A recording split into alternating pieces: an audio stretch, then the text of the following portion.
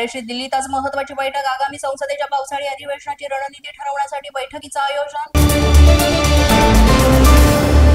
भारतीय अंतराळवीर शुभांशु शुक्ला आज दुपारी पृथ्वीवर परतणार. भारतासोबत जगभरासाठी अभिमानाचा क्षण.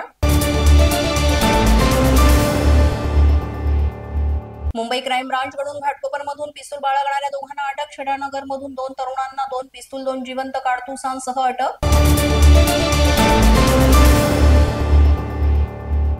बीड जिल्ह्यात मोठ्या आवाजासह काही भागात भूकंपाचे हादरे जाणवल्याची माहिती. बालाघाटसह शिरूर, कासार, बीड शहर त्यासह इतर भागांमध्ये हे हादरे जाणवले.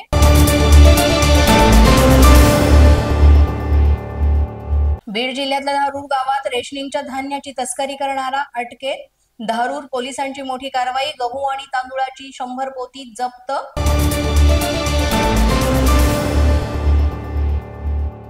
जळगावच्या गांधीनगरमध्ये पोलीस दलानं लावलेले सीसीटीव्ही कॅमेरे फोडल्याचा प्रकार. दहशत माजवणाऱ्या तरुणाची शनीपेठ पोलिसांनी अर्धनग्न अवस्थेत काढली धिंड. गोविंदा बाविस्कर आणि संजय सौदागर अशी कॅमेरे फोडणाऱ्यांची नावं.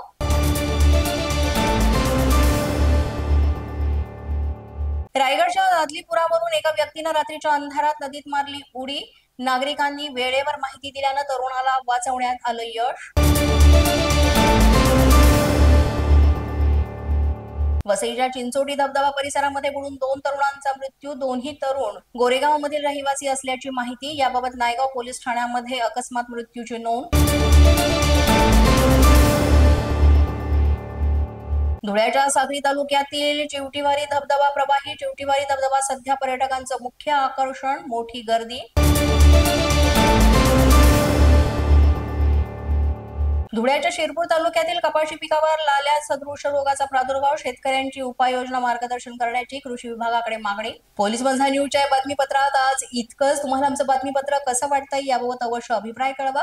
यासाठी पोलीस बंधा न्यूजचं YouTube चॅनल सबस्क्राईब करा. तसंच आमचं फेसबुक, इंस्टाग्राम आणि ट्विटर अकाउंट फॉलो करा. अधिक माहितीसाठी आमच्या www.policemazhanews.com या वेबसाईटला भेट द्या. आमचे अधिकृत प्रतिनिधी व्हायचे असेल तर स्क्रीनवर दिलेल्या क्रमांकांवर आजच संपर्क साधा. आजच्या बातमीपत्रात इतकंच. पुन्हा भेटूया पुढील बातमीपत्रात. तोपर्यंत पाहत रहा पोलीस माझा न्यूज.